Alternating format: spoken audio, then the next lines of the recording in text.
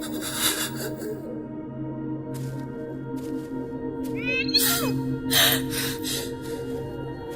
আবার শুনতে পাচ্ছেন শব্দটা? আমার আয়নার ভিতরে রোজ এভাবেই আসে।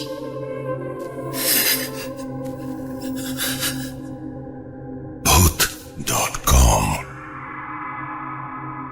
with Russell.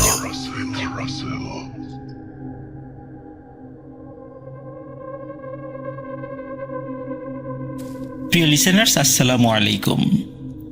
পবিত্র ঈদ উল ফিতর উপলক্ষে ভূত.com-এর ঈদ স্পেশাল এপিসোডে সকলকে জানাচ্ছি শুভেচ্ছা ও অভিনন্দন। আশা করি সবাই ভালো আছেন, সুস্থ আছেন।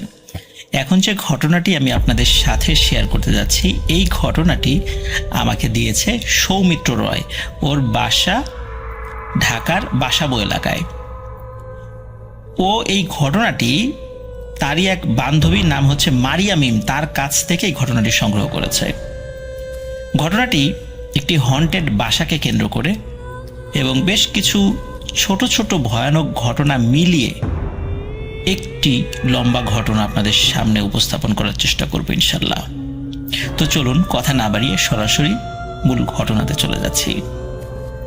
এখন থেকে 7-8 বছর আগে মিম ওরা যখন যে বাসাটায় থাকতো, মূলত সেখানকার বেশ কয়েকটি খণ্ড খণ্ড ঘটনা নিয়েই আজকের এই সম্পূর্ণ ঘটনাটি। প্রথমেই এই জায়গাটির কিছুটা বর্ণনা দেওয়া প্রয়োজন। ঘটনাটির স্থান ঢাকার সবুজবাগের কদমতলা এলাকায়। আর ওরা যে বিল্ডিংয়ে থাকতো সেই বিল্ডিংটি একটি গলিতে অবস্থিত এবং বিল্ডিংটির পাশেই ছিল আরও একটি বিল্ডিং। এই দুটো বিল্ডিং একদম লাগোয়া। দুটি বিল্ডিংয়ের মাঝখানে বিশেষ কোনো ব্যবধান নেই বললেই চলে। বিষয়টি অনেকটা এমন যে এক বিল্ডিংয়ের ছাদ থেকে খুব সহজেই অন্য বিল্ডিংয়ের ছাদে চলে যাওয়া যায়। ঢাকাতে কিন্তু এরকম বিল্ডিং অনেক আছে, বিশেষ করে পুরান ঢাকায় কিন্তু আমরা হরহামেশাই এ ধরনের বিল্ডিংগুলোকে দেখতে পাই। তবে ওই দুটি বিল্ডিংয়ের মাঝে যে সরু জায়গাটি ছিল, সেখানে স্বাভাবিকভাবে যাওয়ার কোনো পথই ছিল না, যার কারণে কারো কোনো জিনিস ভুলবশত জানালা দিয়ে পড়ে গেলে তা আর উদ্ধার করা সম্ভব হতো না। মিমরা যখন ওই দুটি বিল্ডিংয়ের মধ্যে প্রথম বিল্ডিংটির 5 তলায় থাকতো, মানে যখন শুরুর দিকে আর কি, তা একদিন মিমদের বাসায় মেহমান এসেছিল, যে কারণে ওর আম্মু রাতে ওকে বলেন বাসার লিভিং রুমে ঘুমাতে। আর ওর কাছে বিষয়টি খুবই স্বাভাবিক ছিল, কারণ এর আগেও অনেকবার মেহমান আসলেও লিভিং রুমে ঘুমিয়েছে। তো ওই রাত্রে মেহমানদের সাথে দীর্ঘক্ষণ গল্পগুজব করে ওর ঘুমাতে যেতে যেতে রাত প্রায় 2টো বেজে যায়। তখন ও শুনতে পায় ওদের বাসার গলিতে অনেকগুলো কুকুর ভয়ানকভাবে ডাকাডাকি করছে। কুকুরগুলোর এরকম ডাকাডাকি শুনে ওর মনে পড়ে যায় যে ওর খালা একবার ওকে বলেছিলেন যে কুকুর নাকি জিনদের উপস্থিতি বুঝতে পারে, তাই রাতের বেলা অনেক সময় খারাপ কোনো কিছুর উপস্থিতি টের পেলে ওরা এইভাবে ডাকতে থাকে। এসব মনে করে মিমের কিছুটা ভয় লাগছিল, যেহেতু ও তখন লিভিং রুমে একাই ছিল, আর যার কারণে ওরকম কুকুর ডাকাডাকি করলে ভয় লাগাটাই স্বাভাবিক। আর ওই খালার কথাগুলো মনে পড়েছিল তার, এ করে ভয়টা আরো বেশি লাগছিল।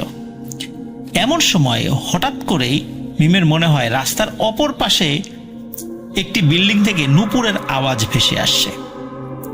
প্রথমে মিম মনে করে ওটা হয়তো তার মনের ভুল, কিন্তু ভালোভাবে শোনার চেষ্টা করে আর সে ওই আওয়াজটি আবারও পরিষ্কারভাবে শুনতে পায় এবং নিশ্চিত হয় যে সেটা ওর মনের ভুল নয়।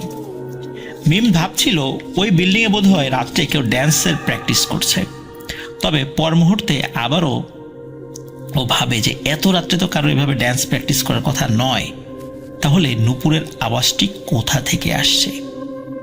মিম যখন এসব ভাবছিল তখন ওর মনে হতে থাকে যে নূপুরের শব্দটি আস্তে আস্তে বেড়ে যাচ্ছে এবং ওর এমনটা মনে হচ্ছিল যে আওয়াজটি ওই লিভিং রুমের দিকেই এগিয়ে আসছে, ঠিক ও যেখানে শুয়ে আছে।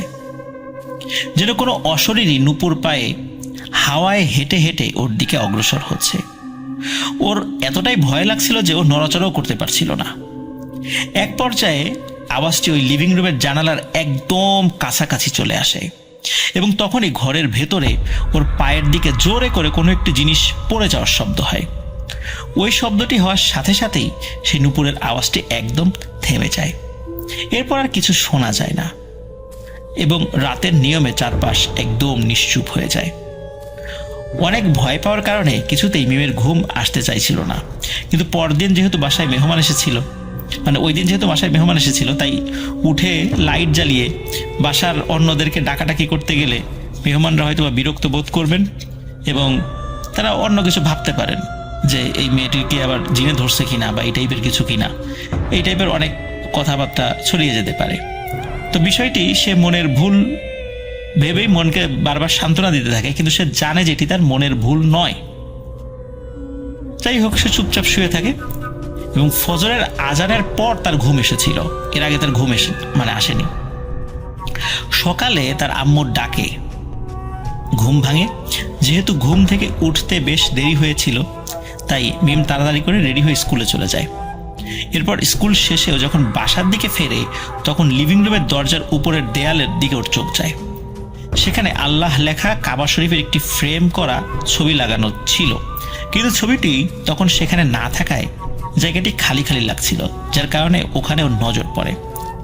মিম তখন ওর আম্মুর কাছে ছবিটি কোথায় তা জানতে চায়। তখন তার আম্মু বলে যে ঘুম থেকে উঠে উনি লিভিং রুমে এসে দেখেন যে কাবা শরীফের ওই ছবিটি মাটিতে পড়ে আছে। উনি ছবিটি উঠিয়ে হাতে নিয়ে দেখতে পান যে ছবিটি দেয়ালে লাগানোর জন্য যে রশিটি ছিল সেই রশিটি ছিঁড়ে গিয়েছে, আর তাই এটি পড়ে গিয়েছিল। তাই উনি ছবিটিকে আবার দেয়ালে না টানিয়ে টেবিলের উপর রেখে দিয়েছেন। একথা শুনে মিম রুমে গিয়ে দেখে যে ছবিটি টেবিলের উপর রাখা আছে। তখন মিম বুঝতে পারে যে গত রাত্রে ও একটি জিনিস পড়ে যাওয়ার জোরালো শব্দ শুনতে পেয়েছিল। সেটি আসলে ওই ছবিটি পড়ে যাওয়ারই শব্দ ছিল। এরপর মিম তার আম্মুকে গত রাত্রে ঘটে যাওয়া ঘটনাটি খুলে বলে। উনি সবকিছু শুনে বিষয়টি কিছুটা আন্দাজ করতে পারলেও মিম হয়তো ঘুমের ঘরে স্বপ্ন দেখেছে বলে তাৎক্ষণিকভাবে মিমকে আশ্বস্ত করার চেষ্টা করে।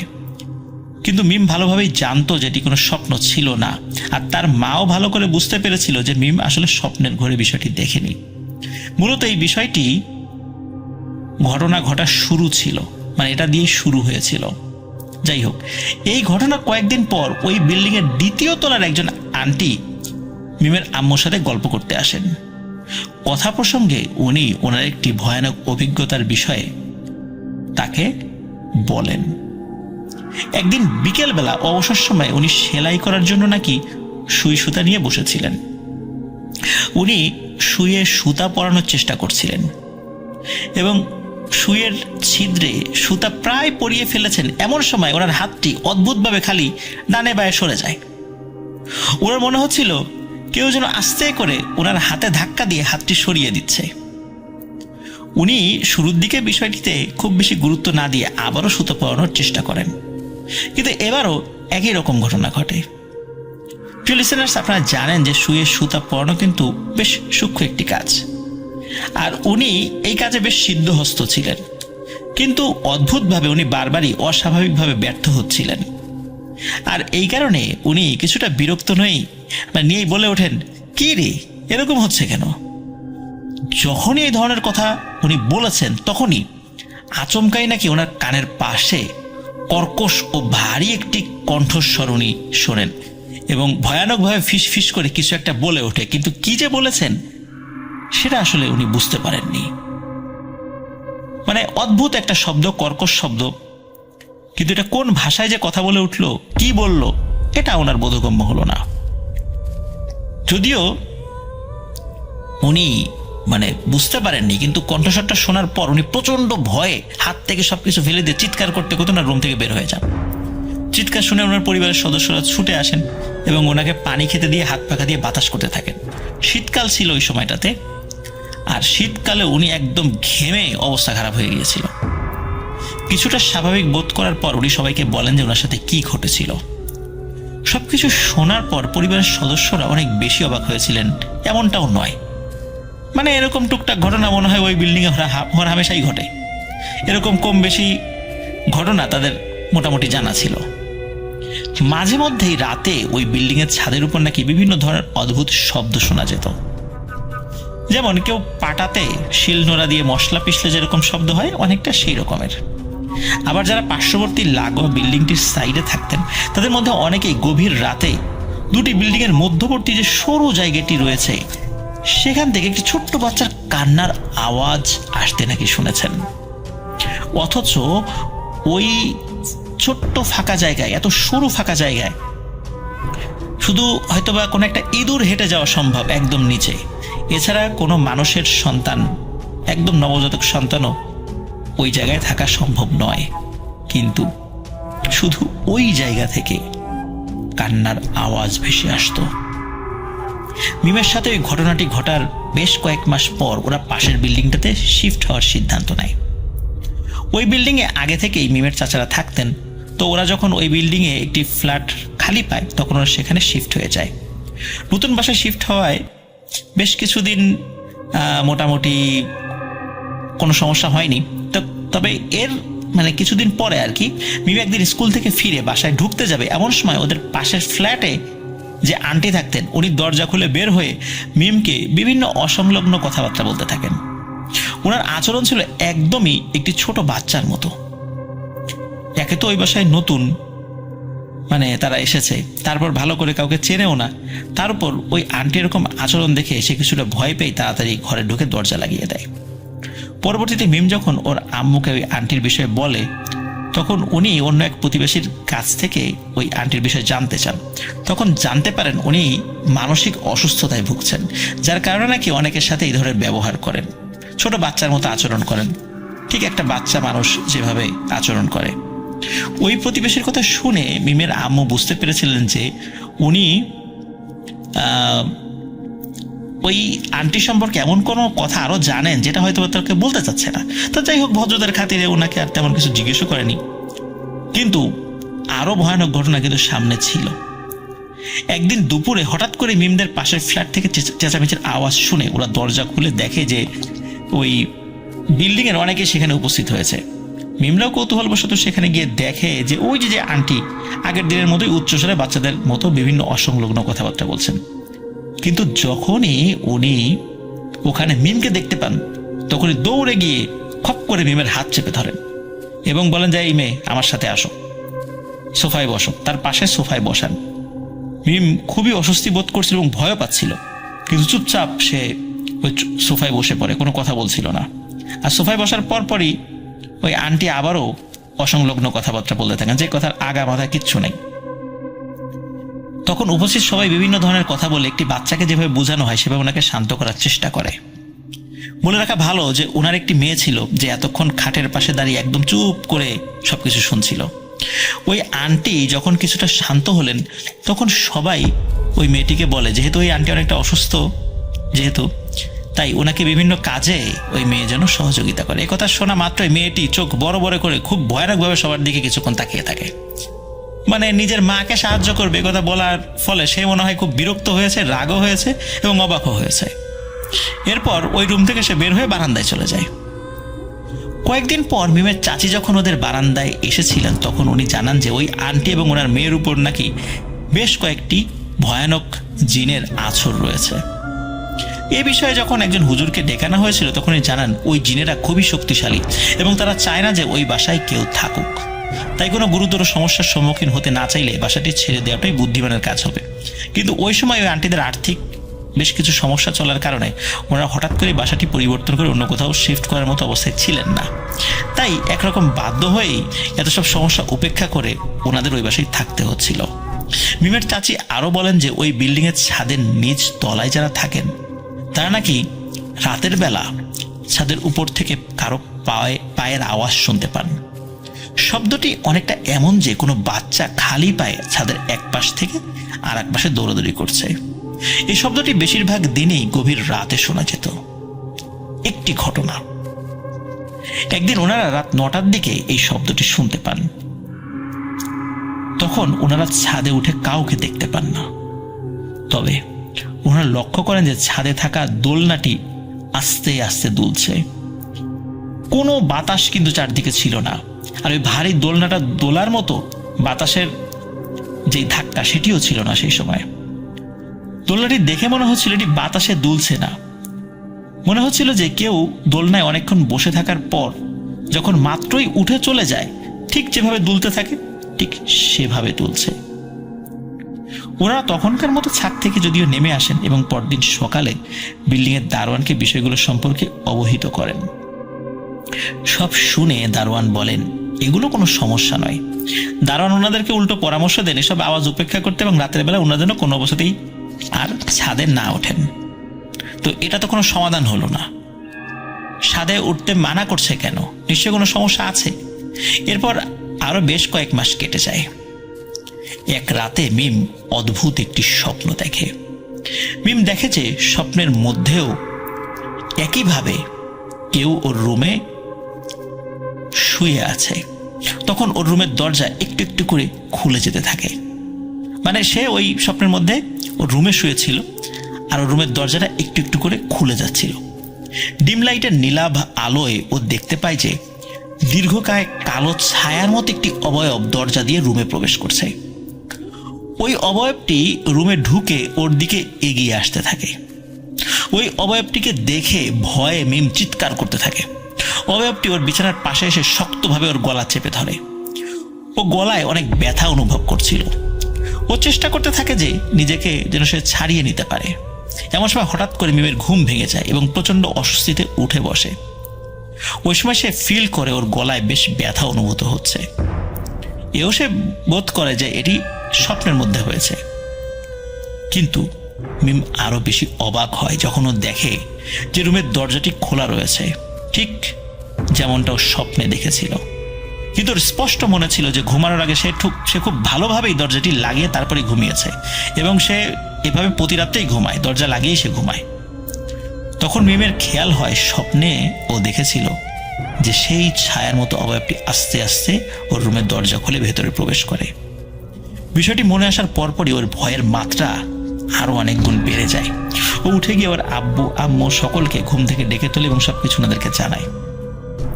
মিমের আব্বু দোয়া পরে ওকে ফু দিয়ে দেন। সেই রাত্রে মিমের আর ঘুম হয়নি।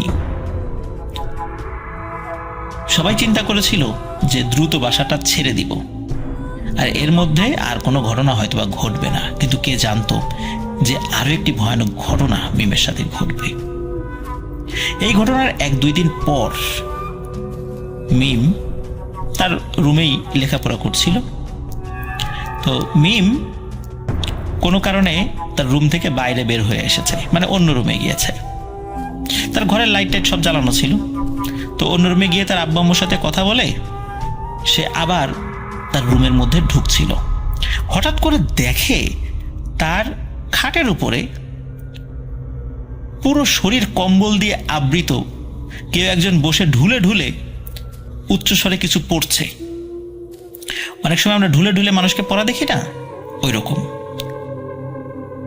ওই সময় কিন্তু শীতকাল আবার ছিল না, শীতকাল চলে গিয়েছিল। তখন কম্বলটা যে কোথা থেকে এলো সে বুঝতে পারছে না, কারণ কম্বলটা তার রুমেই ছিল কিন্তু অন্য জায়গায় রাখা ছিল, গায়ে দেওয়ার জন্য নয়। তো ওই কম্বলটা মানে তাদের ঘরের কম্বলটাই, ওইটা তার রুমেই ছিল। ওই কম্বলটা দিয়ে পুরো শরীর আবৃত করে এরকম ঢুলে ঢুলে পড়ছে আর গলার আওয়াজটা ছিল বেশ কর্কশ এবং গড় গড় গড় গড় করছে। এরকম একটা কি যে পড়ছে কিছু বোঝা যাচ্ছে না। তো মিম চিন্তা করে কি ব্যাপার, ঘরের মধ্যে এটা কোত্থেকে আসলো। তার অন্য ভাই বোনরা আবার এসে এরকম করে পড়ছে না তো, বা তাকে ভয় দেখানোর চেষ্টা করছে না তো। তো সে একটু ভয়ে ভয়ে কি করে, কম্বলের এক পাশ ধরে এক ঝটকায় কম্বলটি সরিয়ে ফেলে। আর সরিয়ে ফেলার সাথে সাথে দেখে ওই কম্বলের মধ্যে কিচ্ছু নেই, শুধু মনে হলো একটা কালো ছোট্ট একটা ছায়ার মতো ধপ করে জানালা দিয়ে বের হয়ে চলে গেল। এই দৃশ্য দেখার সাথে সাথে মিম চিৎকার দিয়ে সেন্সলেস হয়ে পড়ে যায়। কেন এরকম ভয়ানক একটি ঘটনা আসলে ওর সাথে যে বাস্তবে ঘটে যাবে এটি আসলে কেউ বুঝতে পারেনি। এই ঘটনা ঘটার পরেই তার বাবা সিদ্ধান্ত নেয় আর নয়, মাস শেষ হওয়ার আগে দ্রুত ওই বাসাটি ছেড়ে দিতে হবে। কিন্তু হঠাৎ করেই তো ভালো বাসা আসলে পাওয়াটা অনেক কঠিন। কিন্তু যত কঠিনই হোক আরো গুরুতর ক্ষতি হয়ে যাওয়ার আগেই এই বাসা ত্যাগ করতে হবে। তো সেই বাসাটি ছেড়ে দেওয়ার সিদ্ধান্ত চূড়ান্ত হওয়ার পর একদিন ওদের বাসার যে কাজের মহিলা সে যখন কাজে আসে তখন মিমের আম্মু ওই মহিলাকে পুরো বিষয়টি জানান এবং বলেন যে ওরা যে নতুন বাসায় শিফট হবে সেখানে যদি ওই মহিলাটি কাজে যেতে পারে তাহলে মিমের আম্মু ওই মহিলাকে কাজে বহাল রাখবেন। তখন ওই কাজের খালা বা বুয়া এই বাসা ছেড়ে দেওয়ার যখন কারণ জানতে চায় তখন মিমের আম্মু হালকাভাবে ওনাকে বিষয়গুলো বলেন। সব শুনে ওই ঘটনা আর ওই এলাকাতে স্পেশালি যদি সবুজবাগ ওই সাইডে যারা থাকেন তারা যদি এলাকাটি চিনে থাকেন তারা অবশ্যই ঘটনার সত্যতা সম্পর্কে আপনারা অবগত আছেন। তো ধন্যবাদ সৌমিত্র রয়কে একটি সত্য ঘটনা ভূত.com-এ যেন আমি শেয়ার করি এই জন্য আমাকে তিনি দিয়েছেন। আবারও শুভেচ্ছা জানাচ্ছি ভূত.com-এর সকল লিসেনারকে। আশা করছি আপনারা সবাই ভূত.com-এর সাথে থাকবেন, রাসেল ভাইয়ের সাথে থাকবেন, আমাদের সকলের সাথে থাকবেন।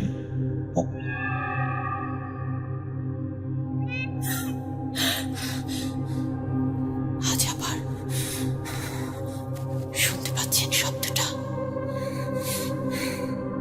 ভয়ের আরেক নাম ভূত.com with Russell.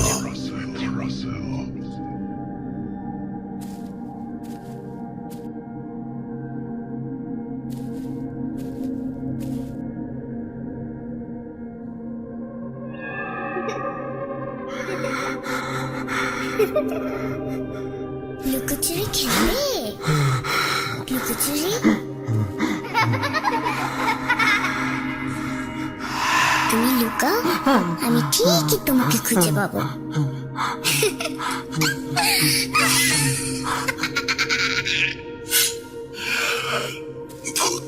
Voot.com with Russell.